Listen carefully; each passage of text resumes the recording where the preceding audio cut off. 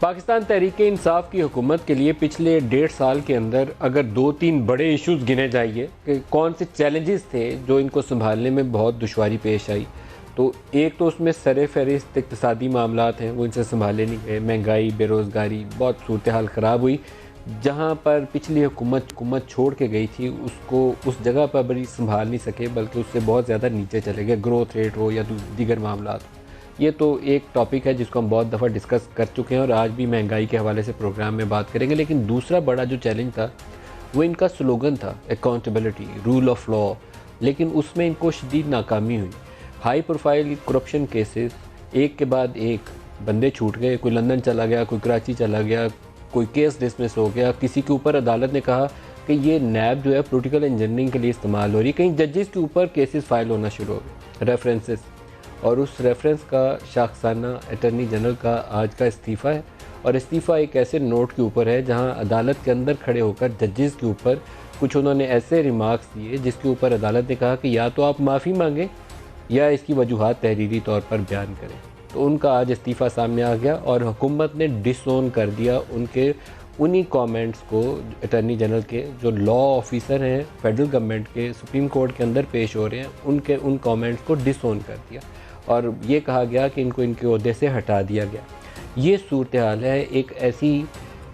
कहना चाहिए कि नामनासिब सिचुएशन है, अवॉइडेबल सिचुएशन है जिसमें हुकूमत को हजीमत का सामना है, उससे बचा जा सकता था। काजी फ़ाइज़ ईसा के ऊपर जो रेफरेंस जिस तरीके से शुरू हुआ, लगता नहीं है मुझे कि ये अंजाम पजीर होगा, बल्कि हो सकता है कि आइंदा आने वाले हफ्ते में जो जजेस की पोजीशन हमें नज़र आ रही है, ये एक फ़ाइनलिटी किसी और शक्ल में इख्तियार कर सकता है। शायद यहाँ हुकूमत को इज़्ज़त बचाने के लिए या तो इस रेफरेंस को वापस ले लेना चाहिए, इस पर मज़ीद काम करने की ज़रूरत थी, या कोई और रास्ता निकालने की कोशिश करनी चाहिए। काजी फ़ाइज़ ईसा साहब एटलीस्ट कोयटा ब्लास्ट के हवाले से जो उनकी जजमेंट थी, काबिल तारीफ़ हद तक अच्छी जजमेंट थी। दूसरा बड़ा उनका जो फ़ैसला था वो फैज़ाबाद धरने के ऊपर था, जिसके बाद एक ऐसी सूरत हाल पैदा हुई कि लगता था कि बाज़ मामलात में बाज़ जगहों के ऊपर कुछ ऐसी सूरत हाल पैदा हो गई है कि उनके लिए दबाव आइंदा आने वाले दिनों में सामने आ सकता है। इसी सिनारियो के अंदर वो रेफरेंस सामने नज़र आया।